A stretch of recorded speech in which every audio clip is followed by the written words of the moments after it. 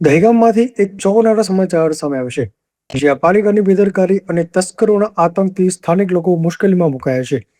દહેગામ નગરપાલિકા ward number 3માં Lavad road ઉપર આવેલા હર્ષદનગર વિસ્તારમાં મોડી રાત્રે આશરે 2 વાગ્યે તસ્કરોએ બોરની ખુલ્લી ઓરડીમાં ઘૂસીને કોપરનો કેબલ કાપી નાખ્યો હતો. આ સાથે જ નજીકમાં સૂઈ રહેલી એક શ્રમિક મહિલા 10,000 અને મોબાઈલ ફોનની પણ ચોરી કરી ફરાર થઈ ગયા હતા. બોર કેબલ કપાઈ જતા સમગ્ર વિસ્તારમાં પાણીનો પુરવઠો ખોરવાયો છે અને કાળઝાળ ગરમીમાં સ્થાનિક લોકોને પાણી માટે ભારે હાલાકીનો સામનો કરવો પડી રહ્યો છે. સ્થાનિક લોકોનો આક્ષેપ છે કે પાલિકા દ્વારા બોર પર ઓપરેટર કે સીસીટીવી કેમેરાની વ્યવસ્થા કરવામાં આવી નથી. સાથે જ ચીફ ઓફિસર દ્વારા ફરિયાદ નોંધવામાં પણ ઢીલાસ દાખવતા લોકોમાં ભારે રોષ જોવા મળી રહ્યો છે. બ્યુરો રિપોર્ટ RJ રાઠોડ, નીડર ન્યૂઝ, દહેગામ.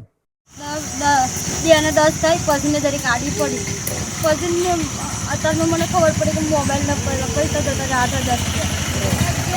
તમે એ જે અહીં લોકો આવ્યા હતા કેબલ કાપવા એના જોયેલા ખરા?